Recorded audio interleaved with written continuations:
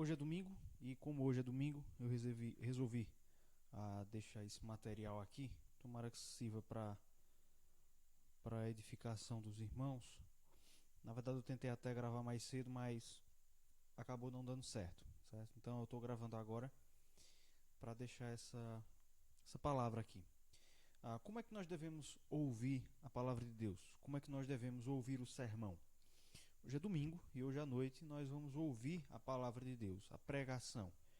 Como é que nós devemos entender esse momento e como nós devemos responder a ele, responder à pregação da palavra de Deus? Enquanto a teologia católica, a teologia romana, é uma teologia bastante sacramental, ou seja, que põe sobre os sacramentos, os 7 que existem lá, uma importância, um certo caráter primário. Só para estabelecer um exemplo, basta que a gente perceba que o batismo na teologia romana é um batismo regenerador. A Igreja Católica crê na doutrina da regeneração batismal, ou seja, que o batismo efetivamente regenera. Enquanto a teologia católica é uma teologia sacramental, a teologia protestante e reformada, ela põe uma primazia na pregação, até mesmo em relação aos sacramentos. Ou seja, a pregação da palavra de Deus, ela de certa maneira é mais importante, ela recebe uma certa prioridade na teologia protestante, até mesmo sobre os sacramentos. A própria arquitetura das igrejas católicas e protestantes no período da Reforma Protestante, a própria arquitetura dessas duas tradições comunicava essa certa diferença doutrinária, teológica, né? Enquanto o local onde o padre profere a homilia nas igrejas católicas, na época da Reforma, geralmente ficava lateral, ficava em uma das laterais da igreja, ao passo em que a mesa ou a pia batismal ocupava um local mais central. Nas igrejas protestantes, no período da Reforma e até hoje, é exatamente o contrário que acontece. O púlpito, onde a palavra é pregada, em geral, habita o centro do templo e o local mais alto. O local de onde o pregador pode ver a todos e todos podem ver o pregador. Ao passo em que os elementos dos sacramentos, ou os adereços dos sacramentos, eles ocupam locais de menor destaque. A mesa da ceia, a pia batismal, se a igreja tiver uma pia batismal, em geral ficam em locais mais baixos ou nas laterais. Isso reflete uma prioridade que a teologia protestante coloca na pregação em relação aos demais elementos da eclesiologia. A pergunta do número 155 do Catecismo Maior de Westminster faz a seguinte pergunta: como a palavra, a Escritura, se torna eficaz para a salvação? Resposta: o Espírito de Deus torna a leitura e especialmente a pregação da palavra um meio eficaz para iluminar, convencer e humilhar os pecadores, para lhes tirar toda confiança em si mesmos e os atrair a Cristo, para os conformar à sua imagem e os sujeitar à sua vontade. Então, é através da pregação da palavra que o Espírito de Deus ele executa o seu propósito na vida dos pecadores. Por isso, a pregação ela é fundamental na nossa teologia e na vida da igreja. Quando a gente fala sobre pregação, nós podemos entender pregação de duas maneiras distintas. A gente pode falar de pregação em sentido amplo e em sentido estrito. Em sentido amplo, pregação é toda e qualquer proclamação do conteúdo das Escrituras. Então, nós somos chamados, todos nós, a pregarmos o Evangelho a toda criatura. Toda a igreja é chamada a isso. Nós vemos lá em Atos capítulo 8 que quando a perseguição chegou a Jerusalém, os crentes foram dispersos e todos eles pregavam. Em sentido amplo, pregação é isso. É a nossa atividade cotidiana, com a palavra e com o exemplo, de proclamar a verdade de Deus a toda criatura. Mas existe a pregação em sentido estrito. Pregação em sentido estrito é um ato formal que tem lugar no culto público solene prestado a Deus no dia por ele designado. pregação em sentido estrito é um ato formal que tem lugar no culto público solene prestado a Deus no dia por ele designado. É um ato formal, é um ato solene, é uma formalidade. Por isso que o pregador, ele até mesmo põe uma roupa especial. Essa roupa, em alguns contextos, pode ser uma toga, pode ser um terno, pode ser uma roupa social, mas aquela roupa, ela comunica a atividade especial que aquela pessoa irá desempenhar naquele momento. Acontece no culto público solene que é prestado no dia designado por Deus, especificamente o domingo, que nós entendemos ser o dia do Senhor. Aqui cabe fazer uma outra diferenciação entre culto em sentido amplo, ou culto da vida, e o culto público. O culto da vida é a nossa própria vida. É o que Paulo se refere como culto ao dizer que nós devemos apresentar os nossos corpos como sacrifícios vivos e o nosso culto racional a Deus. Ou seja, todo o nosso procedimento, o renovarmos a nossa mente, como Paulo ali diz, é considerado por Deus como culto, culto em sentido amplo, adoração em sentido amplo. Mas existe um culto público, culto em sentido estrito.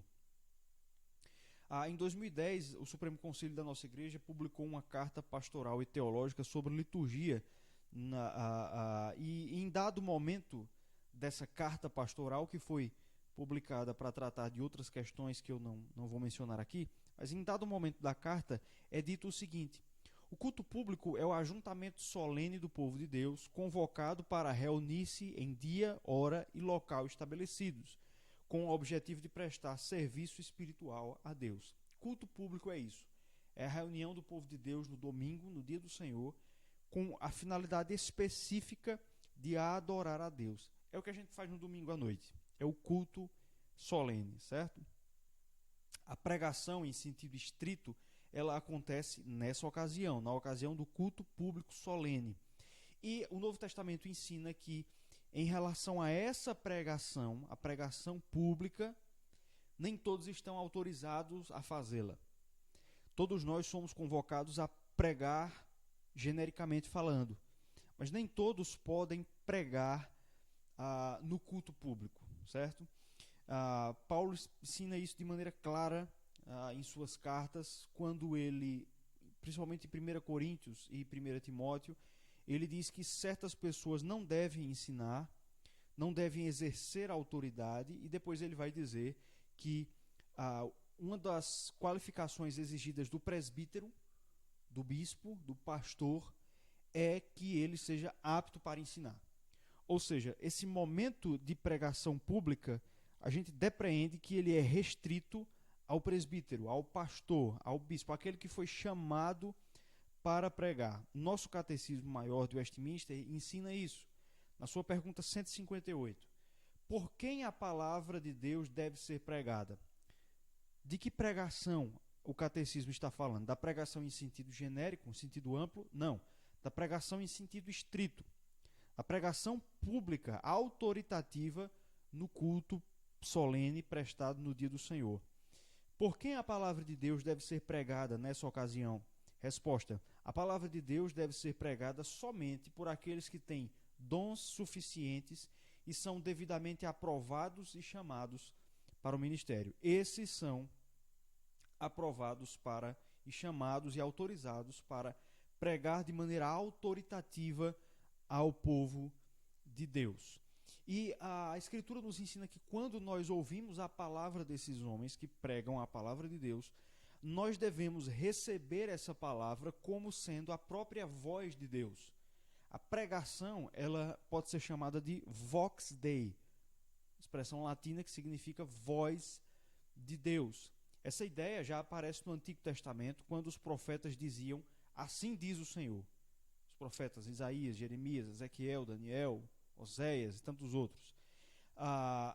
Eles eram como que bocas de Deus. Aliás, uma das palavras para profeta no hebraico é nabi, que significa aquele que anuncia, aquele que proclama, aquele que põe para fora. Então eles funcionavam literalmente como a boca de Deus. No Novo Testamento, isso não acontece da mesma maneira. Esse assunto poderia até ser melhor tratado em outro momento. Mas o pregador da nova aliança, ele não é igual ao profeta da antiga aliança. no sentido de que ele não recebe uma nova revelação e proclama essa revelação para todo o povo de maneira autoritativa, dizendo, assim diz o Senhor. A tarefa do pregador é outra. Ele trabalha com aquilo que já foi revelado e proclama o sentido original daquela passagem, do texto bíblico, e aplica de maneira autoritativa ao povo que está ouvindo a pregação naquele momento. Nós encontramos essa ideia, por exemplo, na primeira carta de Paulo a Timóteo, capítulo 4, verso 13. 1 Timóteo, capítulo de número 4, versículo 13. Quando Paulo diz o seguinte: até a minha chegada, aplica-te à leitura, à exortação e ao ensino. Leitura, exortação e ensino. A ideia de leitura ela é interessante no texto porque nem todos sabiam ler nessa época. Além disso, o texto grego ele não continha espaços entre as palavras. Então, a interpretação do texto a intenção do texto ela podia ser conhecida através da sua leitura. Alguém que soubesse ler e aplicar as pausas iria poder comunicar a mensagem do texto para aquelas pessoas que não sabiam ler. Então, a atividade da leitura pública, aqui a leitura em voz alta, é isso que Paulo está dizendo, era uma função essencial de Timóteo. E além disso, ele deveria ensinar e exortar. Perceba que o apóstolo Paulo está trazendo aqui os 3 elementos fundamentais da pregação. O que é que o pregador faz?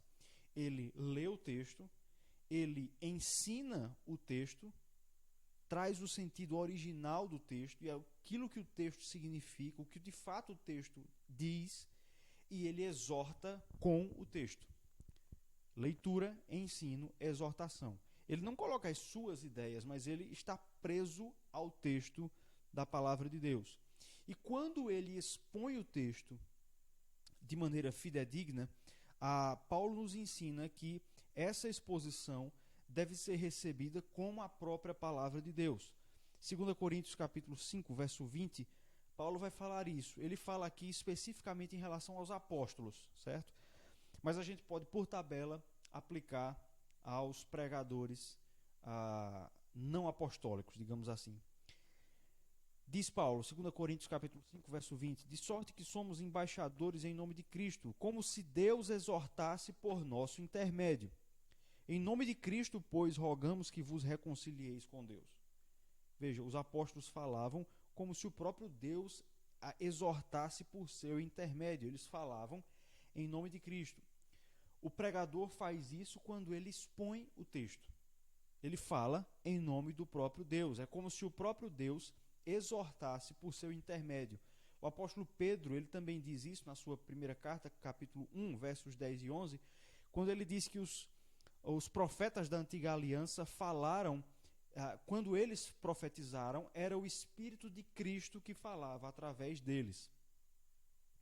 Ou seja, aí nós já encontramos a ideia de que você tem um homem falando, mas em verdade quem fala através dele é o Espírito do Senhor Jesus Cristo. É claro que nós não estamos dizendo com isso que o pregador, na hora da pregação, ele é uma marionete, né? Que ele é que ele fica inconsciente, né? Ele não entra em um transe que retira a sua consciência daquilo que ele está fazendo. É óbvio que não. Mas, ainda que as palavras sejam dele, ainda que a formulação lógica venha da sua mente, espiritualmente falando, é o Senhor Deus quem fala naquele momento. O doutor Martinho Lutero falou sobre isso. Ele disse: quem está falando na pregação? Quem está falando na pregação? O pastor? De modo nenhum. Vocês não ouvem o pastor.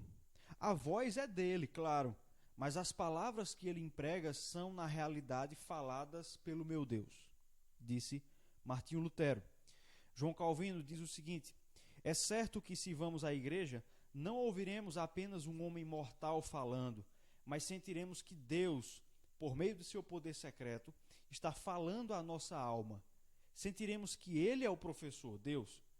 Ele nos toca de tal forma que a voz humana entra em nós e nos favorece, de modo que somos revigorados e alimentados por ela. Deus nos chama para si como se estivesse falando por sua própria boca e pudéssemos vê-lo ali, em pessoa.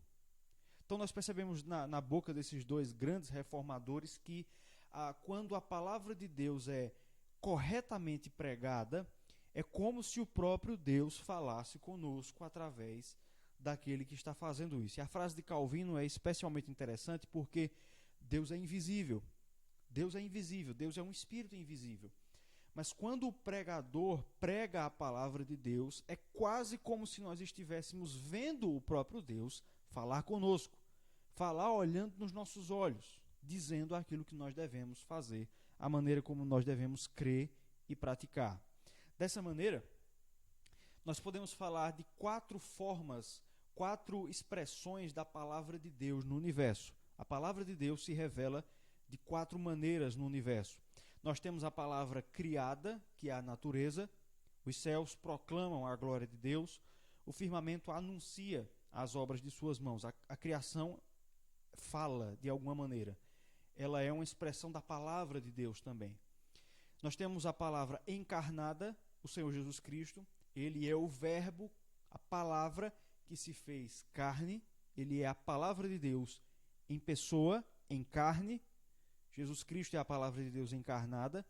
Temos a palavra de Deus escrita, a Bíblia, as Escrituras. Os 66 livros que compõem o Antigo e Novo Testamento são a palavra de Deus na forma escrita, a revelação especial registrada em livros. E, por último, a palavra de Deus proclamada, que é a pregação. A palavra de Deus proclamada. Existe uma relação entre essas 4 formas, 4 expressões da palavra de Deus. A pregação é a palavra de Deus proclamada. Ela se usa da palavra escrita, a Bíblia. O seu objetivo é falar a palavra criada, que somos nós, somos criaturas de Deus, somos imagem e semelhança de Deus. E o objetivo final é apresentar a palavra encarnada, o Senhor Jesus Cristo. O objetivo da pregação é apresentar Cristo Jesus, porque a palavra escrita testifica da palavra encarnada. Jesus disse isso em João 5,39, que as Escrituras testificam dele. As Escrituras testificam do Senhor Jesus Cristo. Portanto, nós devemos entender a pregação não como simplesmente um elemento do culto, como os demais, mas como o momento em que Deus fala conosco. É o próprio Deus que fala conosco. É bem verdade que o pregador, ele não é infalível. A palavra de Deus é inspirada, inerrante e infalível. Ela é inspirada, nós cremos nessa inspiração, numa inspiração total. Toda a palavra de Deus é inspirada e numa inspiração verbal. Ou seja, não são apenas as ideias da palavra de Deus, da Escritura, que são inspiradas, mas também as suas palavras. O texto é inspirado. O pregador, ele não é inspirado como a palavra de Deus escrita, a Escritura, é inspirada. O pregador não é infalível, ele não é inerrante, ele pode errar. Nós não cremos em nenhum tipo de infalibilidade dos bispos, como a Igreja Romana crê na infalibilidade papal. Nós não acreditamos nisso. O pregador, ele pode errar. O que nós estamos dizendo então é que quando ele expõe o texto corretamente, quando ele respeita o texto, expõe apenas o texto e o interpreta de maneira correta e aplica esse texto, esta sua atividade deve ser considerada como a própria palavra de Deus, assim como a Escritura é considerada assim. Então, isso é algo que nós temos que ter na nossa mente. Quando chega o momento da pregação, nós temos que ter em mente que Deus irá falar conosco. E como nós devemos responder, como nós devemos nos comportar diante do fato de que Deus fala conosco na pregação. A pergunta 160 do Catecismo Maior responde. Ela pergunta o seguinte: o que é exigido dos que ouvem a palavra pregada? O que é exigido? O que se exige dos que ouvem a palavra pregada? Resposta: é exigido dos que ouvem a palavra pregada que atendam a ela com diligência, preparação e oração, que comparem com as Escrituras aquilo que ouvem, que recebam a verdade com fé, amor, mansidão e prontidão de espírito, como a palavra de Deus, que meditem nela e conversem a respeito uns com os outros, que a escondam no coração e produzam os frutos devidos no seu procedimento. Destaque aí inicial para essa ideia de conversar a respeito da pregação. Esses dias no grupo da UPH nós falamos sobre isso, né? Estávamos conversando ali sobre a necessidade de conversarmos mais, principalmente agora nesse tempo de distanciamento, né? E aí eu levei uma lembrança dessa pergunta do catecismo lá no grupo. O Catecismo Maior de Westminster, ele nos encoraja a conversarmos sobre a pregação. Então hoje você vai ouvir a pregação, hoje à noite. Converse sobre ela durante a semana. Rememorize. Traga de volta a sua memória através da conversação daquilo que for pregado. Dessa resposta, 3 verbos me chamam a atenção, porque esses verbos estão ligados ao momento específico da pregação. São eles: o primeiro, atender. Nós devemos atender a pregação com diligência, preparação e oração. Pense aqui na imagem de Marta e Maria. Enquanto Marta estava ocupada com seus afazeres, Maria fazia exatamente isso. Ela atendia à pregação, a palavra estava sendo pregada pela própria palavra encarnada. Ela atendia a essa palavra com diligência. Ou seja, ela empregou esforço naquilo. É preciso que você tenha diligência para ouvir a pregação. Você precisa se esforçar para isso. É um trabalho. Você precisa prestar de fato atenção. Retirar de perto de você tudo que lhe tire a atenção, tudo que atraia a sua atenção, tudo que lhe distraia.